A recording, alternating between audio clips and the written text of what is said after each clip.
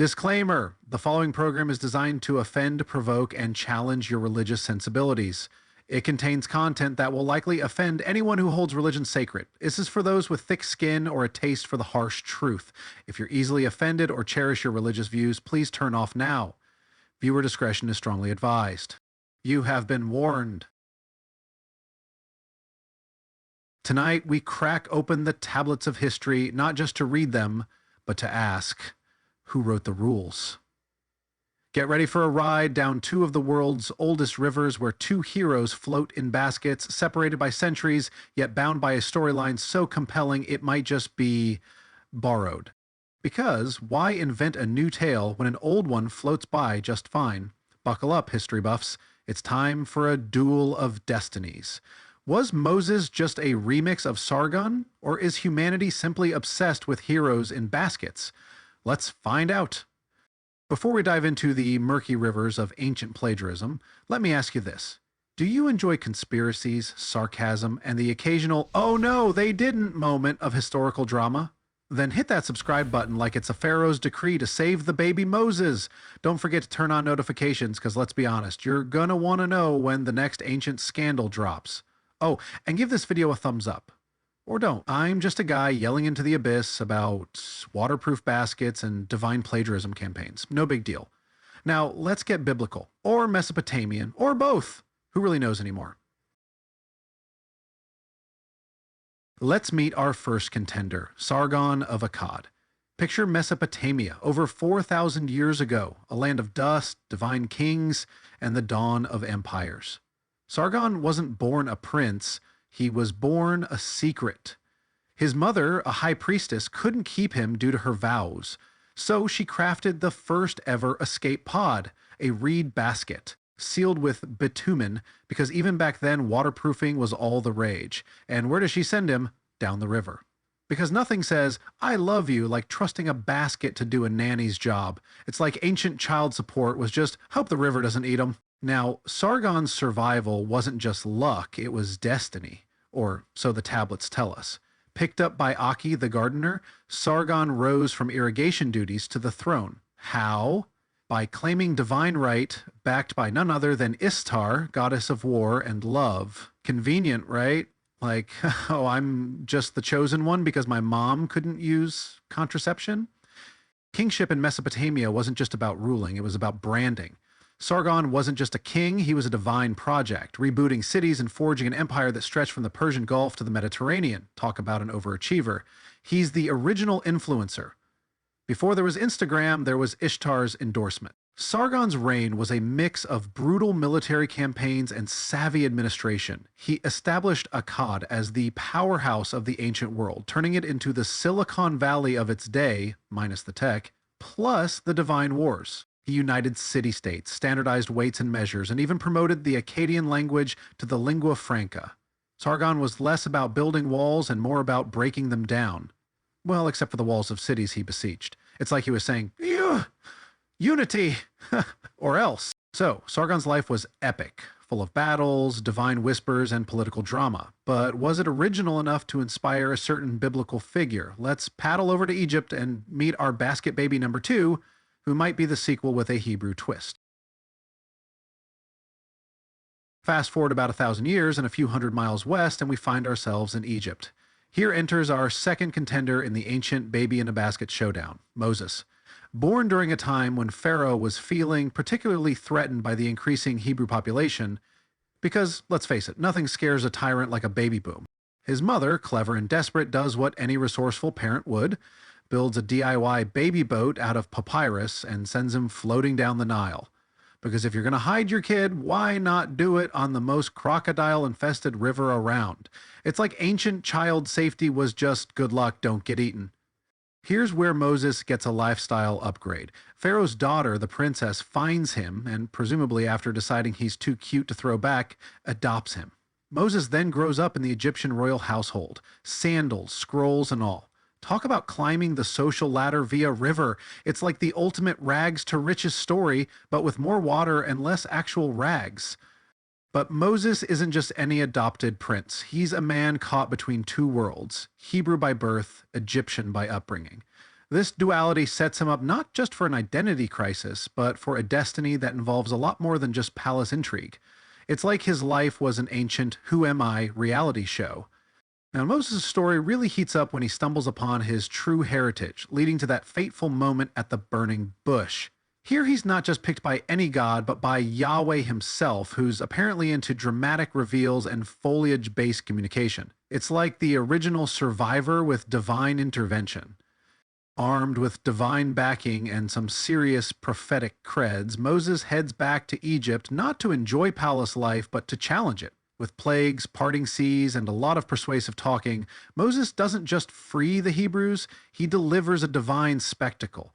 It's like he turned Egypt into a live-action horror movie with a happy ending for the Hebrews. Where Sargon built an empire, Moses dismantled one. Different goals, similar divine fingerprints. Both stories are filled with improbable survivals, sudden rises to power, and a heavy dose of the gods meddling in human affairs. It's like the gods were in a competition for the best reality TV drama. So, we've seen two titans of ancient lore, each floating downriver to destiny. But how do these stories stack up side by side? Are we looking at a case of ancient copy-pasting? Or is there something deeper at play in the human psyche? Let's look at the ancient trade routes and cultural exchange. Okay, folks, let's dive into how these stories got from point A to point B. See these lines? Not just doodles, but the original information superhighway. The ancient internet of gossip and myths. They linked the dust bowls of Mesopotamia to the sandcastles of Egypt.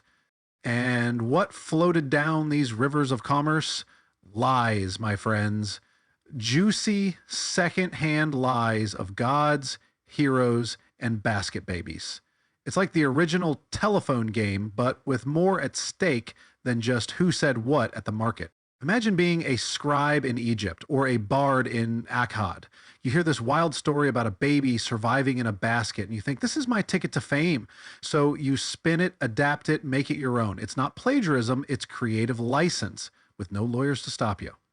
Plagiarism? Never heard of her. These guys were the original spin doctors, remixing tales for a few coins and a pat on the back. They were like ancient content creators, just without the internet. Now, let's get into the meat of it. Language and myth. Akkadian and Hebrew?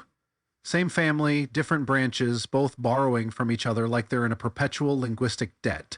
It's like they had an open tab at the myth bar. The gods?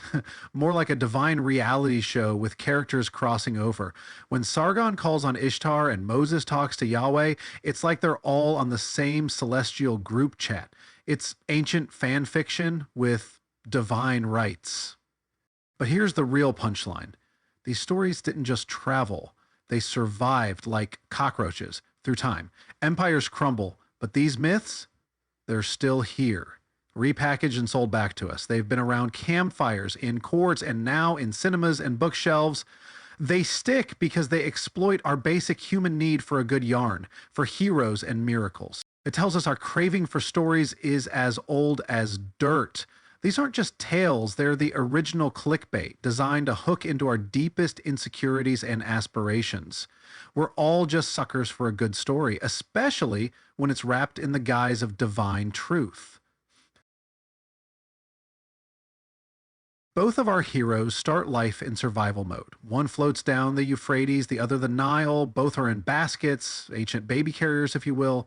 Both are found by someone of a higher social rank who ensures their survival. It's like the ancient version of finders keepers, but with more divine intervention. It's like ancient parents thought, if you survive this, you're definitely chosen.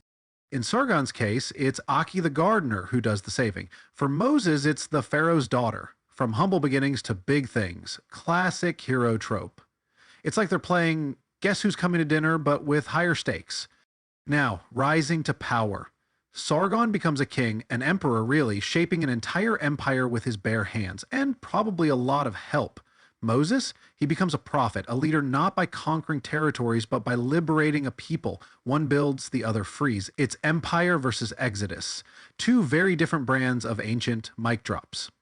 Both narratives serve a grander purpose, right? They establish these guys as larger-than-life figures chosen by divine forces.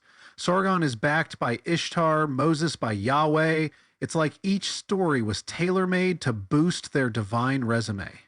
Hired by the gods, that's some serious job security. Speaking of divine resumes, let's talk miracles and godly backing. Sargon claims that Ishtar handpicked him, talk about a top-tier reference.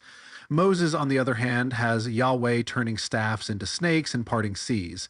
If we're scoring their divine support, Moses might just edge Sargon out, especially in the special effects department. It's like comparing a local magic show to a Hollywood blockbuster. Both stories amplify their heroes' legitimacy through these divine connections. It's not just about what they did, but who had their back.